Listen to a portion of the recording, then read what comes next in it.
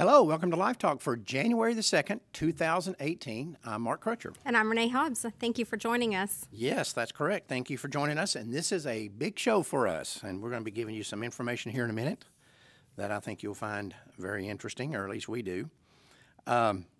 We started Live Talk in 1999. In May of 99, we did our first show. We started building this studio in middle of 98. Took us a long time to build it because we didn't know what we were doing. None of us had ever done that. If you saw the first shows that we did, you will notice that we didn't know what we were doing. The first show that we did was an hour-long show. It took us 2 weeks to film and edit that first show. That's how bad we were.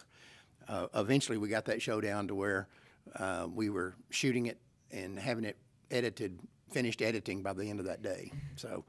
And today, that's. I'm sure Zentra could testify to that, Zentra was here all through the thing, and it was a nightmare. We didn't have a clue what we were doing. But, over the years, we've been very, very blessed in that basically every mover and shaker in the pro-life movement over the last 20 years has been here at least once, some of them several times.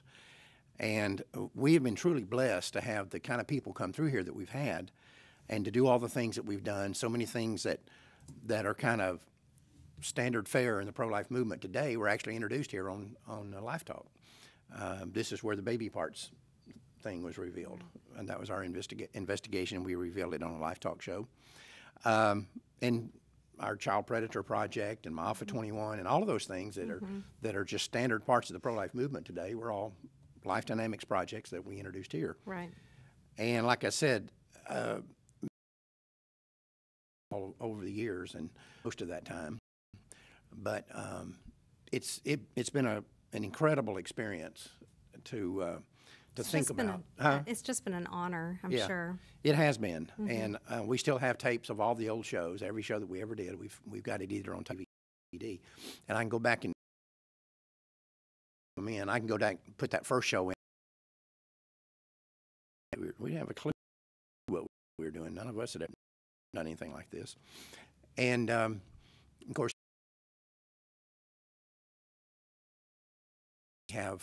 we're in the process of moving. We've been telling you that this was coming,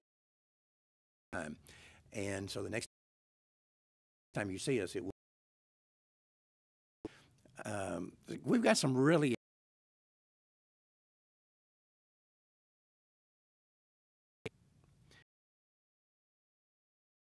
safe.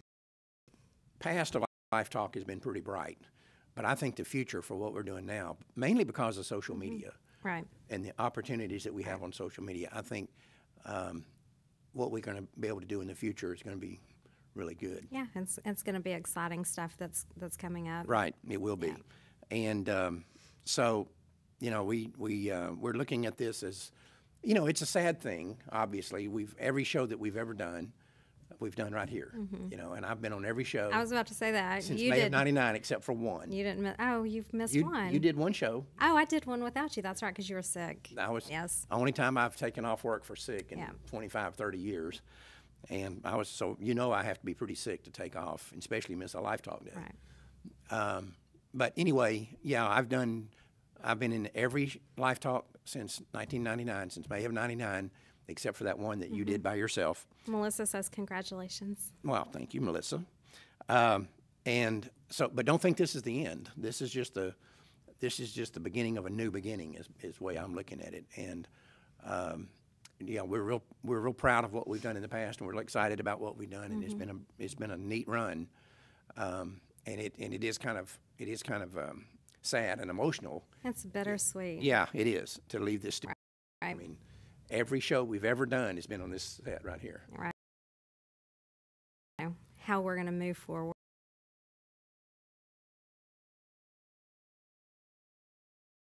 But right. And just in the last, I'd say, week or 10 days, God has revealed a lot of things to us, moved in a lot of directions that's made this move possible. And, right. And in the long run, it's going to be the best thing for us. That's right. But in the short term, it's like a lot of things that you do. It's painful in the short term, but you know that in the long term. Right, and it's the best. Right, it's going to be. The analogy that I've often drawn to things like this is, let's say that you're feeling perfectly fine, but you have an annual checkup every year, which I know you do. And so let's say that you're feeling perfectly fine, but you go to your annual checkup and they say, oh, Renee, you've got a problem. And it's not life-threatening or anything, but we've got to operate on you, and so we're going to operate on you and take care of this problem, right? Okay. You did the day before. You know, I was hurting right obviously it's a little bit. This is going to be the best thing, Right. You know. Definitely. And so the same thing is true here. We're having an operation, basically. Right. And so, yeah, for right now, we're hurting, and we're worse off than we were, you know, a couple of months ago before this all came about, and we knew we were going to be making these changes. But in the long run, we know that it's going to be better. Right. We know things are going to get better, Oh, and yeah. that we're going to look back one day and say, yeah, that was a painful thing to go through, like when I've been operated on from, you know, my motorcycle wrecks and all that kind of stuff. And Right. most people probably don't know. I was, as you know, I was in bed for a year one time Long time. with a motorcycle wreck. Yeah. And I'm still not smart enough not to continue to ride motorcycles. So, but at least I've got somebody to take over for me if one of them gets me. But anyway, They're dangerous, Mark. They're dangerous. right. But anyway, when you've been riding 57 years, which I have, you don't You don't look at it like that. you don't get off that train very easily. Yeah. But anyway, yeah, it's a painful thing right now, and it's sad, but and it's, you know, I just showed you a part of the set Right. that's back here behind this set. That's the original. It's part of the original set. It's Yeah. the only thing that's left from the original set. It's still there. Right. We want it. Yeah. Right. So, like I said, the future is going to be bright once we get over this initial bump in the road. And we want to thank everybody for sticking with life dynamics and life talk. Life talk. Now, I want to talk.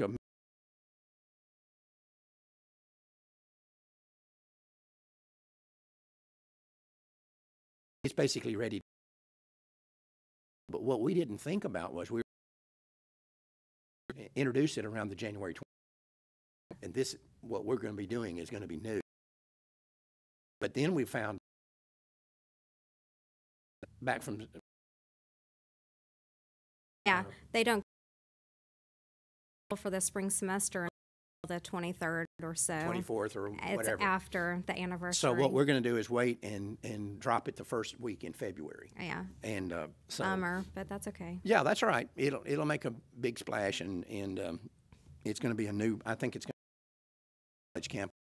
We have got to be on those camps. Yes. The pro aborts are burning the midnight oil Yeah. to take back control of these kids because they know they've lost them. Right now, the fastest growing segment of the pro-life movement is these very young kids. The pro aborts are pulling out all the stops. And if we don't get on those campuses, and I mean if we're not on those campuses aggressively, they're going to steal them. Yeah, that's right. We're going to lose Right. our kids. And Life Dynamics is not going to sit around and let that happen. So that'll be something we'll be talking about. Probably about the time we're ready to do our next Life Talk, we get our new studio built and get moved and all that kind of stuff. About that time, that thing should be hitting. Right. So anyway, we're going to be out of pocket, like I was say, for a few weeks. And we told you that this was coming. We told you some time ago. And that time is here, and it's exciting. Like I said, it's sad and it's emotional, but it has to be done, and we know that in the long run, what God's plan for us is, is the best thing for us. right. And on that vein, I want to make sure everybody understands. I think that 2018 is going to be a pivotal year in the pro-life movement. I think there's so many things happening right now, so many opportunities opening up for us. We better be prepared. We have enormous opportunities that are starting to present themselves in the pro-life movement. And our responsibility, if God throws these in front of us, our responsibility is to take advantage of them. That's what he expects us to do. Right, and we need to. And we need to. And we've got a lot of things. And, I think one of the things that we've seen in the past, and I think we're seeing it to some degree right now, is people have this mistaken view that when you elect a guy president who claims to be pro-life, that we can all take a deep breath and sit back and let him do all the work. Not hardly. Not hardly. Right.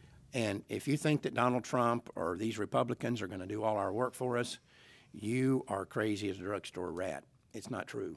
We've got to work. What they've done, let me tell you what the big advantage of Donald Trump is. It's not that he's going to do all the pro-life work for us. It's that he's not going to interfere with the pro-life work we do. That's the distinction between Clinton and the president. Mm-hmm. The pro-life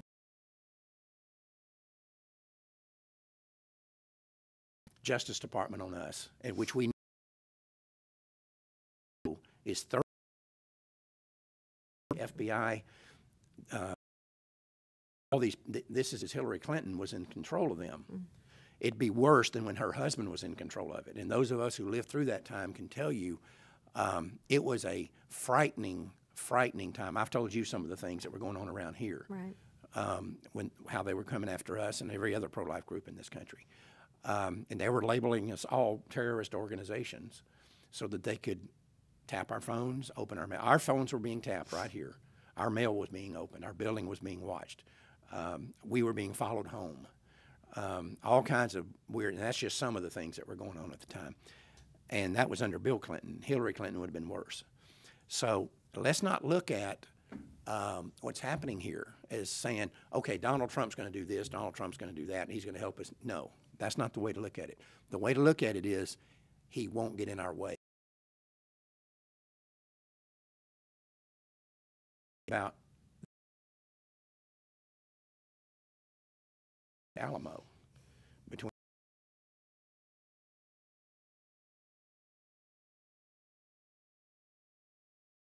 into all the, you're a Texan born and raised here, but at the Alamo there were 189 guys there under the leadership of William Barrett Travis, and Santa Ana had them surrounded with 5,000 to 7,000 Mexican soldiers. And they were trying to delay them. The Texans were trying to delay the Mexicans to keep them from going after Sam Houston's army. And they kept waiting. They had been promised by some military leaders in Texas that help was going to be on the way. And they kept waiting. And there was a 500-person contingent supposed to be coming from Goliad. That's just one of them. And Travis got a communique brought into the Alamo in which he was told that all 500 of those Texas people that were headed to the Alamo had been captured by Santa Ana soldiers, and all of them were executed. They were burned. They were literally burned to death. All of them, every one of them. And so they weren't coming. And at the end, there were only about 150 soldiers there at that time. And eventually, 30-something soldiers showed up from Gonzales, Texas, but that's it. And Travis brought them all together and said, look, here's the situation that we're in. We've been promised reserves. We've been promised help is coming. He said, nobody's coming. We're alone. We're here right now. This is it. And he said, now Santa Ana's offered every one of you the right to leave if you want to, because he doesn't want to fight here. We're going to hold him up, and we're going to bleed his army, and he knows that. He wants to go after Sam Houston. But I'm standing fighting. And this is where a lot of people don't know, you hear we're drawing a line in the sand. That term, the line in the sand, came from the Alamo, because that's what Travis did. He went out and took his sword and drew a line in the sand and said, anybody wants to leave, cross that line and walk out the gate. And Santa Ana's guaranteed you good passage. You can take your horses, you can take your guns, you can take whatever you want. But I'm staying.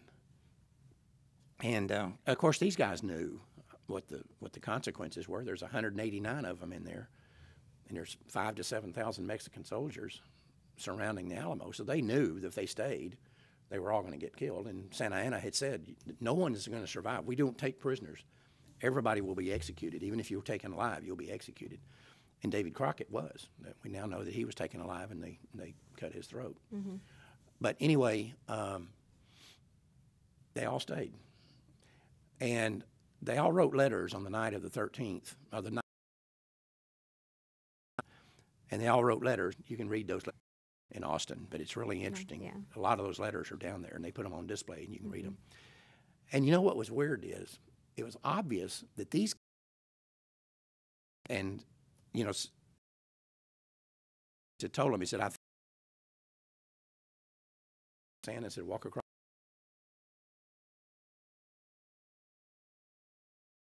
And he said, he told him, he said, I think if you'll stay and fight, you know, he said, we'll show the world what patriots are made of.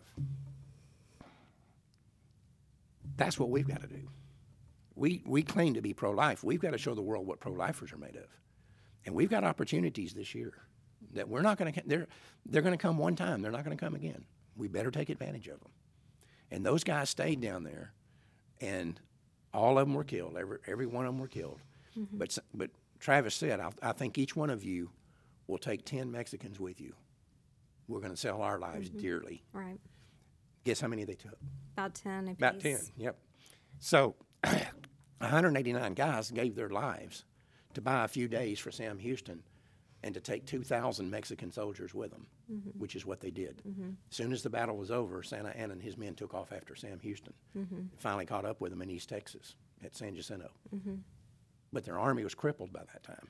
They had lost 2,000 men. They had traveled all this way. They had been splintered a little bit. Right. And in 18 minutes, Sam Houston beat Santa Anna. In 18 minutes, that battle was over. And, you know, like I said in this letter, a new country was born. So we can take that as an example. But we're alone. You know, and I've said this before, we keep sitting in this movement and we face the pro-aborts out there on the other side of the battlefield. And we look at them and we say, okay, we're going to fight these guys. But then we turn around and look behind us and we go like this, like, come on, guys. And we look at the Republican Party and we look at the church, and there's a big hill behind us, and we know they're on the other side of that hill. And we know that if they come flying over that hill, it's over. If the church and the Republican Party came over that hill and fought with us, the Democrats and the pro-aborts would go running into the night. It would be over. Right. They couldn't stand up to the church or the Republican Party, either one. And so we know that. And we keep looking behind us and calling them to come fight with us. You say you're on our side. You say you're pro-life. You say you're, you know, pro-family. You're all those things. Well, come fight. Right. There's the enemy. Right. But they're not coming. But they're not coming, yeah. They're not going to come. Yep.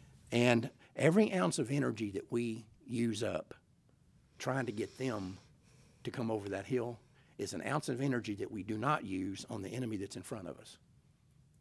And what we need to say to these guys is, we wish you were coming, but we know you're not. God will deal with you. Let God work that out. Let's concentrate on what we're doing here. And I think that in 2018, what we need to look at is that Donald Trump isn't going to come running over that hill either. But he's at least not going to get in our way. He won't be putting us in jail. He won't be opening our mail and threatening us and all the things that were going on back during the previous Clinton administration. Yeah.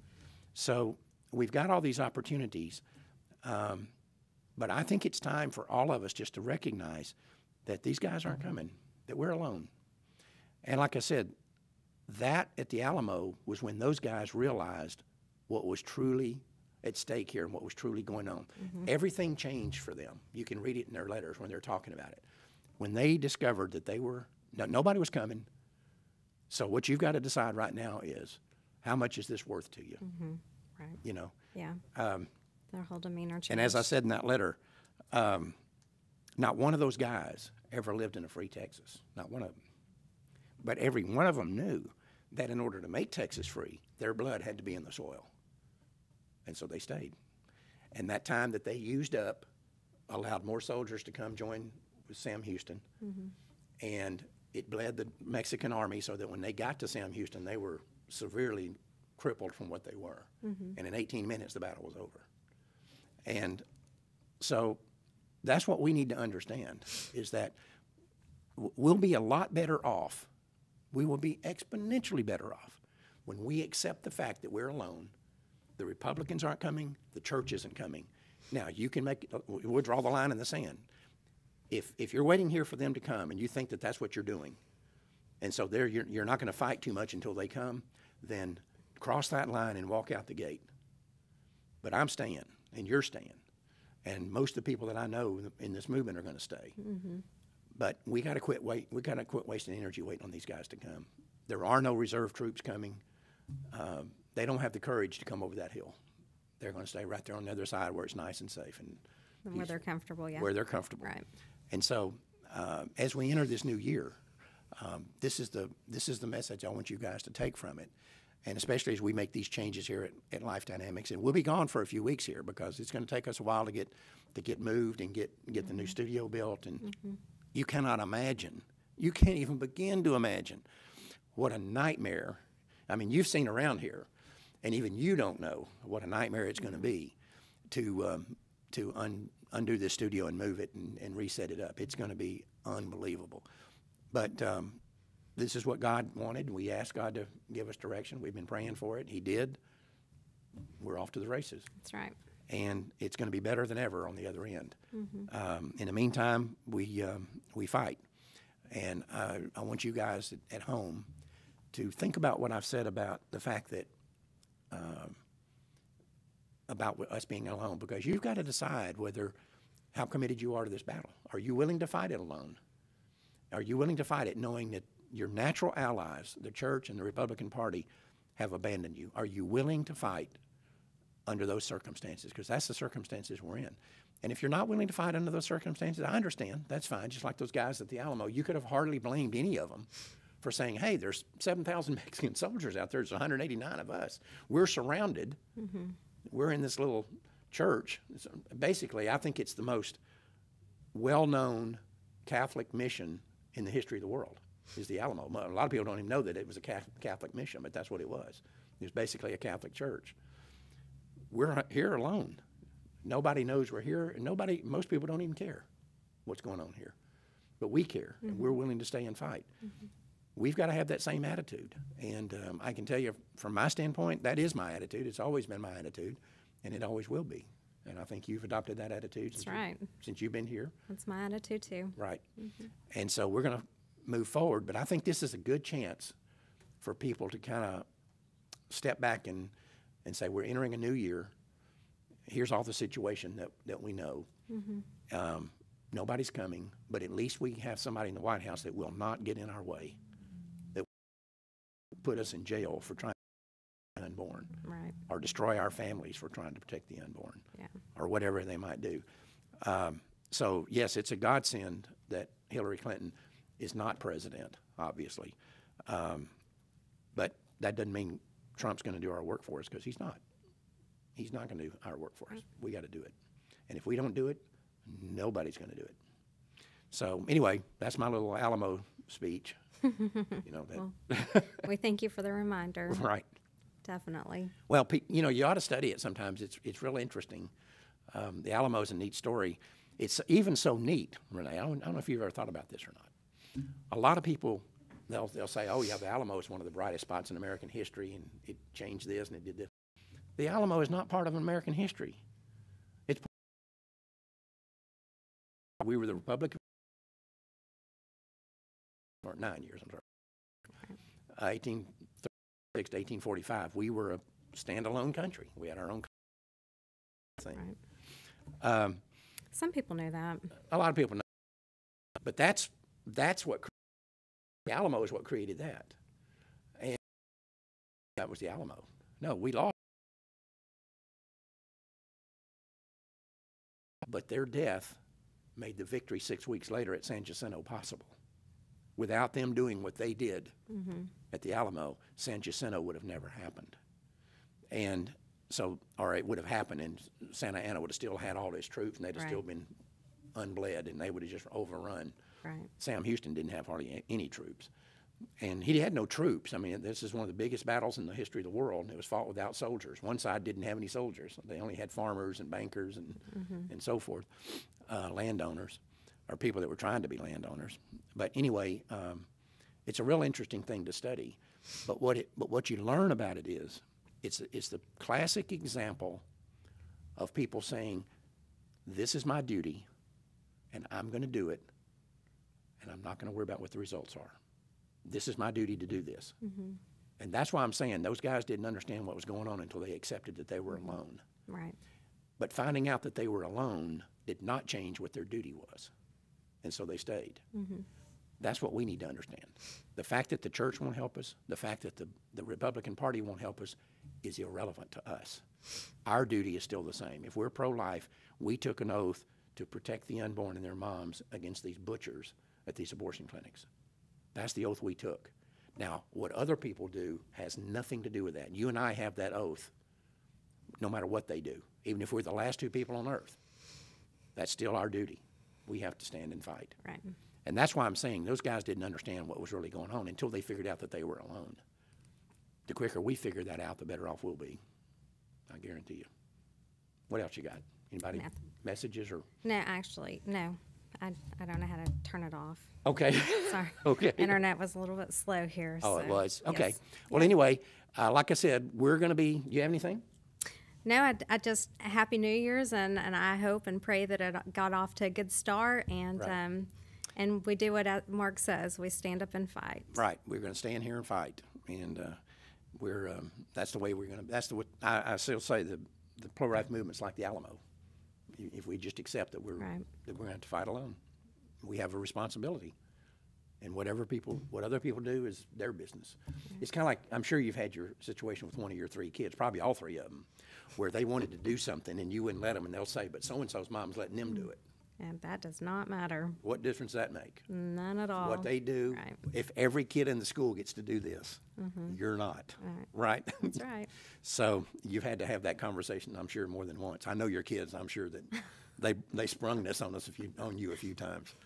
But anyway, so our duty does not change regardless of what anybody else does, and that includes the church, and that includes the Republican Party. They have to face God with that. God will judge them, and that's his business to take care of that. We do what we want to do, what we're supposed to do. Is that it? That's it. We'll be back in a few weeks, and until then, if you need anything, be sure and let us know. If you have an idea for a show, be sure and let Renee know. And we're going to be back, and we're going to be making some changes to as a matter of fact, you can go back and look at don't go back to the 1999 and look at our first shows there. Go back to our first Facebook shows. They were horrible. They were awful. It was like amateur night again, all over again. We started over. Matter of fact, in some ways, I think it was worse than what it was in 1999 when we first started Life Talk. But we've learned a lot since then, and we're going to make it better. And like I've always said, this show is about you. It's not about us. So you tell us what you want to see. You tell us what you want to hear, and we'll try to keep you apprised of what's going on. But anyway, I think that's it. That's it. You're done? Yep. All right. Until we get back, remember, Life Dynamics is not here to put up a good fight. We're here to win, because winning is how the killing stops. We'll see you next time. See you then.